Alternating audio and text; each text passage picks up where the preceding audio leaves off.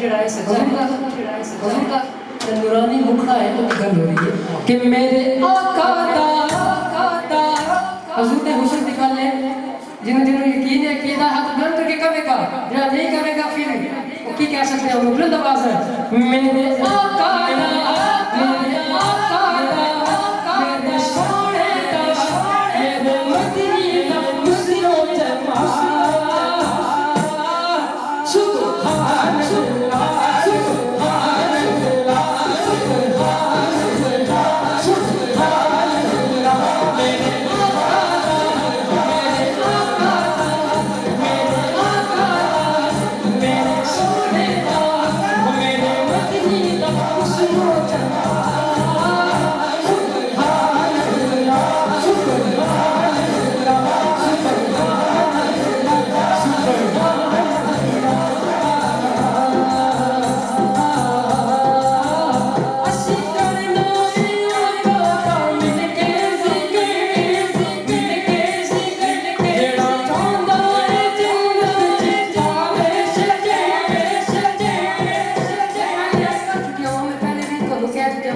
سبحان اللہ سبحان اللہ کہنی یہ کہ تھوڑے نام کا درخت جنت وچ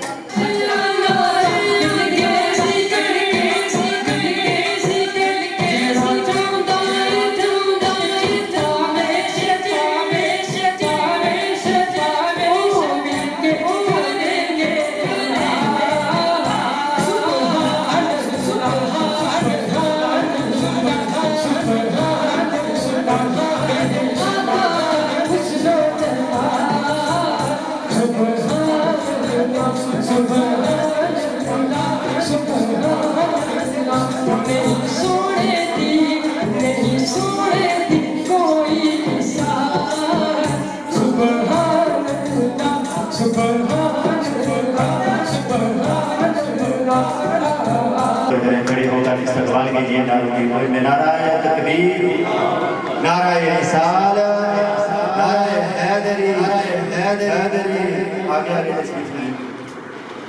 ربنا آتنا فی الدنیا حسنہ وفی الآخرۃ حسنہ وقنا عذاب النار قال اللہ تبارک و تعالی فی مقام ثانی واللہ یعصمک من الناس صدق اللہ مولانا العظیم تمامی احباب بابا سے بلند بارگاہ رسالت مآب میں کچھ کے ساتھ دو سلام کا نظرانہ پیش کریں صلاۃ والسلام علیکہ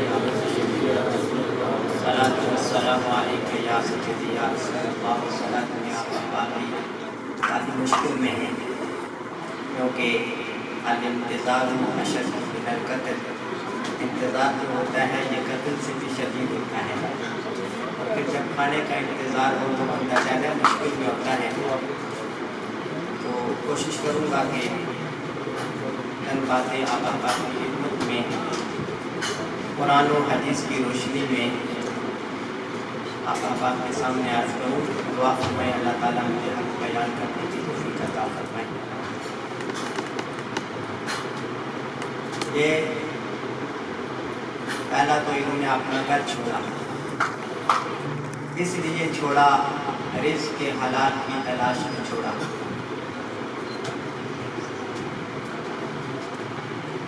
اپنا گھر چھوڑا رزق کے حلال کی تلاش میں چھوڑا میرے نبی جناب آقا تو جہاں صلی اللہ علیہ وسلم کا ارشاد نور ہے فرمایا جو بندہ مومن رزق حلال کی تلاش میں گھر سے نکلتا ہے اگر اس دوران راستے میں اس پر موت واقع ہو گئی تو قیامت کے دن وہ شہداء کی صف میں اٹھایا جائے گا وہ شہیدوں کی صف میں شہید اعظم امام حسین کے پیچھے اس کا حشر کیا جائے گا ایک بات دوسری بات یہ ہے کہ جو شہادت کی موت ہوتی ہے علماء کرام تشریف فرما ہے میرے آقا فرماتے ہیں جسم سے خون کا قطرہ زمین پر بعد میں پہنچتا ہے اللہ اس کی بخشش پہلے فرما دیتا ہے یہ بات بھی یقینی ہے کہ جانے والا بخشا ہوا گیا ہے جانے والا بولیے کیا ہوا सारे अहबाब बोलिए। उसकी बख्शिश का परवाना मेरे मुस्तफ़ा की जुबान से जारी हो चुका है। एक तो रिज़्क़ हलाल की तलाश में निकले, दूसरा एक्सीडेंट की मौत थी, ये भी शहादत की मौत है। और फिर हश्र किसके साथ होगा? मेरे आका इमाम हुसैन के साथ होगा। आका हुसैन कितने सोने थे? सहाबा किराम फरमाते हैं जब आप पानी पीते थे, आपके हलक से पानी जब नीचे उतरता था तो सहाबा फरमाते हैं वो पानी भी नजर आया करता था। इतना हुस्न अल्लाह ने आपको अता फरमाया था। और फिर मेरे आका के विसाल के बाद जब आप रात के इस लम्हे मस्जिद नबवी की तरफ आते, सहाबा फरमाते हैं कि जब आप अपने घर से बाहर निकलते, मदीने के चौक में आते, हमें पता चल जाता कि मस्जिद में आने वाला कोई और नहीं है, इमाम हुसैन की जात। रास्ते भी आपके हुस्न से चमका करते थे। तो ये जवान उनके पीछे होगा, ये शहीद की सिफारिश के तौर पर। और शहीद जो होता है वो पहले वली होता है, बाद में शहीद होता है। तो कुरान से ये भी पता चल गया कि अल्लाह का वली भी हमारी सिफारिश कर सकता है। कुरान मजीद से मैंने 2 आयत तिलावत की हैं। पहला चैप्टर थोड़ा मुश्किल है और दूसरा थोड़ा आसान। इन 2 बातों को लेकर मैं वक्त के अंदर रहकर आप अहबाब की इजाज़त तलब करूँगा। एक दुआ मैंने तिलावत की है, सब अहबाब को आती है। रब्बना आतिना फिद दुनिया हसनतन व फिल आखिरति हसनतन व क़िना अज़ाबन्नार। ये दुआ आती है ना सबको? बोलिए ना। मेरे आका करीम अलैहिस्सलातु वस्सलाम का फरमान है, हदीस पाक में आता है, हुजूर फरमाते हैं जो बंदा सुबह के वक्त 3 मरतबा ये दुआ मांग लेता है। कितनी मरतबा? बोलिए। 3 मरतबा ये दुआ मांग लेता है, मेरे मुस्तफ़ा ने फरमाया अल्लाह उसे दुनिया भी अता फरमा देता है, आखिरत भी अता फरमा देता है।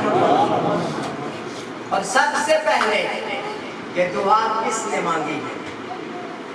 क्योंकि हम दुआया तकरीब में बैठे हैं, आपने हुजूर के सनाखानों से हुजूर की नाते की सुनी है। कोई आपसे सवाल कर सकता है कि सुबह से लेकर इस वक्त तक आप वहाँ गए, क्या लेकर आए? तो आपके पास कुरान की कोई दलील तो होनी चाहिए कि हम जिस मकसद के लिए गए थे वो ये मकसद था। सबसे पहले ये दुआ मांगने वाला कोई और नहीं था, खुद मदीने वाले मुस्तफ़ा की ज़ात। सबसे पहले ये दुआ किसने मांगी? मेरे और आपके प्यारे आका अलैहिस्सलातु वस्सलाम ने मांगी। किस तरह? जब कुरान की आयत हुजूर के कल्ब अज़हर पर नाज़िल हुई, सहाबा किराम रिज़वानुल्लाहि ताला अलैहिम अजमाइन ने इसको लिखा। लिखने के बाद जब हुजूर की बारगाह में पेश किया तो मेरे आका ने 3 मरतबा हाथ उठाकर ये दुआ मांगी, रब्बना आतिना फिद दुनिया हसना। तर्जुमा क्या है? ऐ हमारे रब, हमारी दुनिया भी बेहतर फरमा, हमारी दुनिया भी बेहतर फरमा, व फिल आखिरति हसना, ऐ अल्लाह हमारी आखिरत भी बेहतर फरमा। जिसकी दुनिया बेहतर हो जाए यकीन करें कि अल्लाह उसकी आखिरत भी बेहतर फरमा देता है। और आजकल के इस पुरफितन दौर में हम सिर्फ दुनिया के तलबगार हैं, आखिरत की फिक्र किसको है? कोई चाहता है कि मैं मरूं? हालांकि ये अटल हकीकत है कि एक दिन हमने इस रास्ते से जरूर गुजरना है, लेकिन हम दुनिया की तलब में हैं। आखिरत की तलब में हो सकता है कि 100 में से कोई एक बंदा हो जो आखिरत की तलब में हो। और आखिरी जुमला अल्लाह फरमाते हैं वक़िना अज़ाबन्नार, ऐ बंदे मुझसे मांगा कर कि अल्लाह क़यामत के दिन मुझे दोज़ख के अज़ाब से महफूज रखना। आखिरत का मंजर बड़ा मुश्किल होता है जब बंदा दुनिया से जाता है। मेरे करीम आका अलैहिस्सलातु वस्सलाम इरशाद फरमाते हैं, घर वाले ज़ारो ततान रोना शुरू कर देते हैं, और फिर जब जवान की मौत हो तो आप जानते हैं कि उसका सदमा कितना होता है। सारे घर वाले जब रोना शुरू करते हैं तो जो अल्लाह का फरिश्ता होता है इज़राइल, रूह कब्ज करने वाला वो घर के एक कोने में जाके खड़ा हो जाता है। मेरे नबी ने फरमाया वो कोने में जाकर खड़े होकर पीछे देखता है, सब घर वालों से मुखातब होकर वो ऐलान करता है, और वो ऐलान हम नहीं सुन सकते। ऐलान क्या करता है कि आज इसकी खातिर रोने वालों तुम में से कोई एक भी बचने वाला नहीं है। तुम में से कोई एक भी बचने वाला नहीं है। हर एक के पास मैं बारी बारी आऊंगा और उसकी रूह कब्ज करके लेकर जाऊंगा। और ये मकाम मेरे नबी पर भी आया। ताजदार मदीना सल्लल्लाहु अलैहि वसल्लम ने जब आपने आखिरी खुतबा इरशाद फरमाया था, खुतबा हुज्जतुल विदा, उस वक्त आपने फरमाया था सहाबा सुन लो, हो सकता है कि ये जो मैं आपके सामने वाज कर रहा हूँ, खिताब कर रहा हूँ, ये मेरी जिंदगी का आखिरी खिताब है। शायद इसके बाद मुस्तफा की ज़बान से लिखने वाले जुमले आपको मुयस्सर ना आए। किताबों के अंदर आता है जब हुजूर ने ये जुमला इरशाद फरमाया, सहाबा किराम ने रोना शुरू कर दिया कि ये हमारे दरमियान हुजूर का आखिरी बात हो रहा है। और मेरे आका ने फरमाया सहाबा सुन लो, दो बातों को कभी मत भूलना, एक नमाज को न भूलना और दूसरा मौत को मत भूलना। आखिरी खुतबे में मेरे आका ने ये वसीयत फरमाई जनाब सहाबा किराम रिज़वानुल्लाहि तआला अलैहिम अजमाइन को। और आप जानते हैं उस खुतबे में कोई मामूली फर्द बैठे हुए नहीं थे, सारे के सारे जन्नती सहाबा, 1,24,000 कमोबेश सहाबा की जमात जो मेरे आका के सामने थी, वो सारे के सारे जन्नती थे। लेकिन इसके बावजूद मेरे आका ने उनसे मुखातब होकर फरमाया सहाबा आखिरत की फिक्र करना। और जब हुजूर अलैहिस्सलातु वस्सलाम से पूछा गया या रसूल अल्लाह सल्लल्लाहु अलैहि वसल्लम ये बताएं क़यामत के दिन आपके सहाबा में से सबसे पहले जन्नत में कौन जाएगा? सबसे पहले जन्नत में कौन जाएगा? तो मेरे आका ने फरमाया सहाबा सबसे आखिर में मेरे सहाबा की जमात में से जन्नत में जाने वाले सहाबी का नाम है उस्मान गनी रज़ियल्लाहु ताला अन्हु।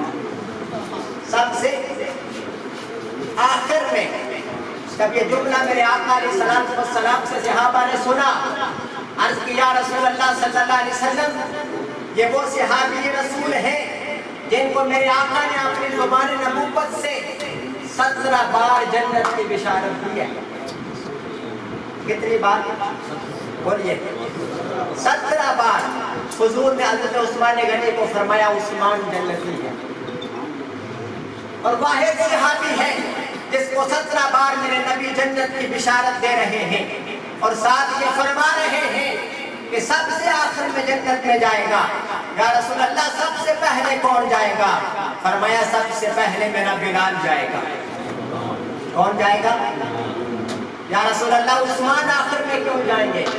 तो वजह मेरे मुस्तफा ने बयान फरमाई, फरमाया उस्मान मालदार है, उस्मान के पास दौलत है, ये दौलत का हिसाब देता रहेगा, बाकी सहाबा जन्नत में चले जाएंगे। वहाँ हिसाब देना पड़ेगा। कितने मालदार थे उस्मान गनी? हर रोज आपके दस्तरखान पर 200 बंदा खाना खाया करता था। कितना? बोलिए। हर रोज 200 बंदे को खाना खिलाना क्या कोई आसान काम नहीं है। ये उस्मान गनी के हिस्से में आया, 200 बंदे को हर रोज खाना भी खिलाया और 17 बार मुस्तफा की ज़ुबान नबूवत से जन्नत की बिशारत भी मिली। लेकिन फिर भी मेरे आका फरमा रहे हैं सबसे आखिर में जन्नत में जाएंगे। तो दोस्तान गिरामी कदर मेरे मुस्तफा फरमाते हैं बंदे सुबह उठकर अल्लाह से ये दुआ मांगो, ऐ अल्लाह हमारी दुनिया बेहतर फरमा, हमारी आखिरत बेहतर फरमा और हमें दोज़ख के अज़ाब से महफूज फरमा। हुजूर ने फरमाया 3 मरतबा मेरा हर उम्मती सुबह ये दुआ मांगा करे। कितनी मरतबा? बोलिए। दुआ का सबूत कुरान से मिल गया, बोलिए ना। और सबसे पहले ये दुआ किसने मांगी? हुजूर नबी करीम सल्लल्लाहु अलैहि वसल्लम ने। और जो हुजूर दुआ मांगते थे वो अपने लिए नहीं मांगते थे, उन्होंने जब भी मांगा है अपनी उम्मत के लिए मांगा है। ہے معراج کی رات جب خدا سے ملاقات ہو رہی تھی اس وقت بھی خدا نے پوچھا محبوب کیا مانگتے ہو؟ عرض کی یا رسول اللہ، میرے آقا نے فرمایا یا اللہ اور کچھ نہیں مانگتا، اپنی گناہگار امت کی بخشش مانگتا۔ اس رات میں خدا سے اپنی امت کی بخشش مانگی ہے۔ ارے اگر حضور علیہ السلام کی ذات کا امت کے ساتھ اتنا پیار ہے کہ انہوں نے ہر وقت امت کے لیے مانگا ہے، اور اگر امت ہاتھ اٹھا کر عرض کر دے یا اللہ یہ ثواب ہم حضور کو پیش کرتے ہیں، تو لوگ پوچھتے ہیں کہاں لکھا ہوا ہے؟ یہ پوچھنے والی بات نہیں ہے، یہ قرآن اس بات پر ثبوت ہے کہ اے لوگوں جب بھی مانگو گے خدا سے، اگر مصطفیٰ کو درمیان سے ہٹا دیا تمہاری اس دعا کو بھی تمہارے منہ پر مار دیا جائے گا، اور جو دعا میرے نبی کے وسیلے سے خدا سے مانگو گے اللہ رب العزت کی قسم وہ دعا کبھی بھی میرا رب رد نہیں فرماتا ہے۔ اور اس پر حدیث پاک میں تھوڑے بہت ثبت کرنا چاہتا ہوں، میرے آقا کا ارشاد نور ہے، فرمایا جو امتی دعا سے پہلے 3 مرتبہ مجھ محمد پر درود پڑھتا ہے، دعا کے بعد 3 مرتبہ مجھ محمد پر درود پڑھتا ہے، فرمایا اللہ اس کی دعا کو کبھی رد نہیں فرماتا ہے، اس کی دعا اللہ فوراً قبول کرتا ہے۔ تو دوستان گرامی قدر، یہ محفل سجانے کا مقصد کیا ہوتا ہے کہ ہمیں کچھ میسر آ جائے، اور جو کچھ ہم انتظام کرتے ہیں، آپ نے ابھی تھوڑے دن پہلے دیکھا ہوگا طالبان کی حکومت جب افغانستان میں آئی ہے، انہوں نے پہلا اعلان یہ کیا تھا کہ آج کے بعد ہمارے ملک میں ختم وغیرہ نہیں ہوں گے، پابندی لگا دی انہوں نے۔ یہ خرچے کیوں کرتے ہیں اتنے زیادہ؟ اب اس پر بھی علماء کا اتفاق ہے کہ ہم بعض احباب ایسے بھی ہیں ہمارے معاشرے کے اندر جو منہ رکھنے کے لیے ادھار قرض لے کر مرنے والوں کے لیے دعا کرواتے ہیں، وہ ثواب نہیں ہے، وہ عذاب ہوتا ہے۔ یہ بندہ قرضہ لے کر اپنے جانے والوں کے لیے دعا کروائے، اس سے بہتر یہ ہے کہ آپ نے جو قرض لیا ہے وہ ادا کر دیں، کیونکہ اس کا حساب آپ نے خدا کی بارگاہ میں دینا ہے۔ تو دوستان گرامی قدر، حاضری میرے سامنے آ گئی ہے، اس کا مطلب یہ ہے کہ آپ اپنی تقریر کو ختم کر دیں۔ ایک میلاد شریف کے عنوان پر ایک حدیث پاک عرض کر کے میں بات کو ختم کرتا ہوں۔ نبی کریم صلی اللہ علیہ وبارک وسلم نے جب غزوہ خندق کا اعلان کیا، بخاری شریف کی روایت ہے، اللہ کے محبوب علیہ السلام کے ساتھ صحابہ کرام کی کثیر تعداد میں جماعت میں تشریف فرما ہے۔ ایک روایت میں آتا ہے آپ کے ساتھ 1000 صحابہ ہیں، اور دوسری روایت میں آتا ہے آپ کے ساتھ 1500 صحابہ کی جماعت۔ صحابہ کرام کو حکم دیا گیا کہ خندق کھود دی جائے غزوہ لڑنے کے لیے۔ یہ حدیث میں عرض کر کے اپنی بات کو ختم کر دوں گا۔ صحابہ کرام نے خندق کھودی، درمیان میں ایک پتھر آیا جو بڑا مضبوط تھا۔ حضرت جابر رضی اللہ تعالیٰ عنہ فرماتے ہیں کہ میں حضور کی بارگاہ میں گیا، یا رسول اللہ صلی اللہ علیہ وسلم خندق تو ہم نے کھود دی ہے، لیکن ایک پتھر درمیان میں آ گیا ہے، وہ ٹوٹتا نہیں ہے۔ حضور نے فرمایا نہیں ٹوٹتا تو میں توڑ دیتا ہوں۔ آپ نے خود بادام اٹھایا، گدال اٹھائی۔ اب محدثین شارح حدیث لکھتے ہیں کہ بادام اٹھا کر پتھر توڑنا یہ بھی میرے نبی کی سنت ہے، یہ بھی میرے نبی کی سنت ہے۔ جب حضور نے گدال اٹھائی،